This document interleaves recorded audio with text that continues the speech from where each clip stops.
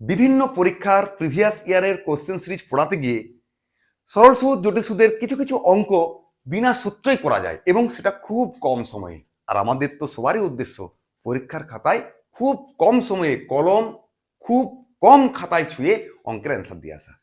চলো কিছু ছোট ছোট অঙ্ক আমরা কোন ট্রিক্সে দিয়ে করি। একটি মূলধন 4 বছরে দ্বিগুণ হয়, কত বছরে সেটা 5 গুণ হবে?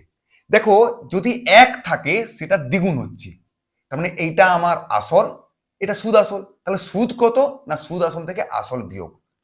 এই যে 1 সুদটা হয়েছে না, সেটা 4 বছরে 1 ইন্টারেস্ট হচ্ছে, এইটা হতে হবে আমার 5 গুণ।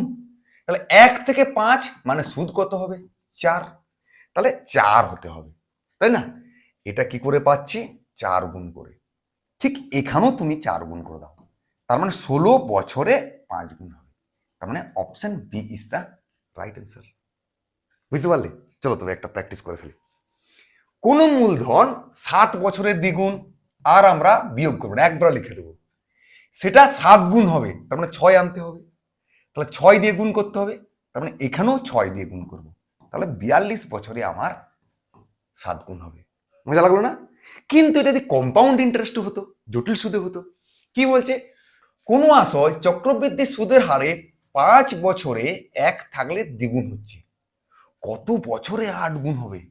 সরল সুদে যেটা করেছিলাম এটা ঠিক অন্যভাবে করব। 2 এর মাথায় কত পাওয়ার নিলে 8 আসবে? 3। এই 3টাকে এখানে গুণ করে দেবো, তাহলে 15 বছরে 8 গুণ হবে, তার মানে option B is the right answer. বুঝা গেল? চলো আর একটা প্র্যাকটিস করে ফেলি। কোনো আসল চক্রবৃদ্ধি সুদের হারে 5 বছরে দ্বিগুণ হচ্ছে, কত বছরে 4 গুণ হবে? তাহলে 2 এর মাথায় 2 পাওয়ার নিলে 4 আসবে, এই 2টাকে বছরের সঙ্গে গুণ করে দেবো, তার মানে 10 বছরে 4 গুণ হবে, তাহলে option B is the right answer. তবে যেও না, যাওয়ার আগে এই দুটো অঙ্ককে করে কমেন্ট বক্সে উত্তর দিয়েই তবে যাও। ওকে।